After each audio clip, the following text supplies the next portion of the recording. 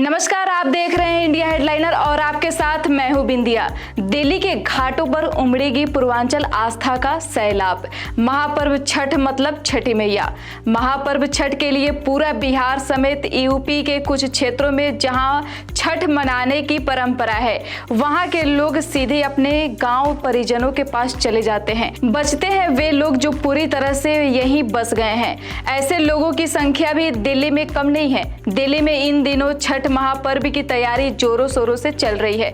यमुना हो या सोनिया विहार या फिर दिल्ली के बड़े छोटे पार्क, सभी जगहों मदद हो या गैर सरकारी मदद, तैयारी जोरों पर है। यमुना किनारे घाटों पर तैयारियां चरम पर है। वहीं केले के पत्तों, रंगोली, दीपों और लाइटों से सजे घाट बिहार और पूर्वांचल की आस्था का जीवंत प्रतीक बन गए हैं। छठ सिर्फ एक पर्व नहीं बल्कि आस्था है, जहां व्रती पहले डूबते हुए भगवान सूर्य को अर्घ्य देते हैं। अगले दिन उगते हुए सूर्य को अर्घ्य देने के बाद इसकी पूर्ण होती है। यह वह परंपरा है जिसमें मिट्टी की खुशबू, गन्ने की मिठास और माँ के गीतों के गूंज के साथ चलती है।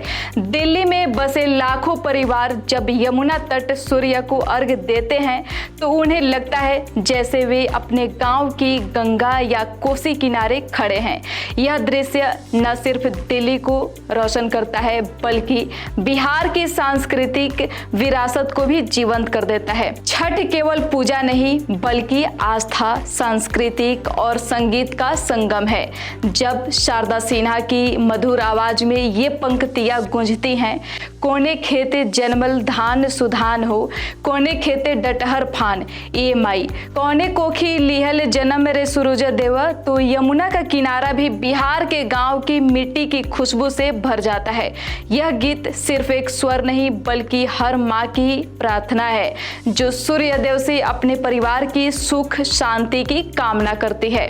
उपराज्यपाल विनय कुमार सक्सेना और मंत्री कपिल मिश्रा ने वसुदेव घाट का निरीक्षण कर तैयारियों का जायजा लिया। इस मौके पर उन्होंने कहा कि अब दिल्ली में छठ महापर्व को उसी श्रद्धा और गौरव के साथ मनाया जाएगा जैसा बिहार और पूर्वांचल में होता है। फिलहाल के लिए इतना ही। देखते रहिए इंडिया हेडलाइनर।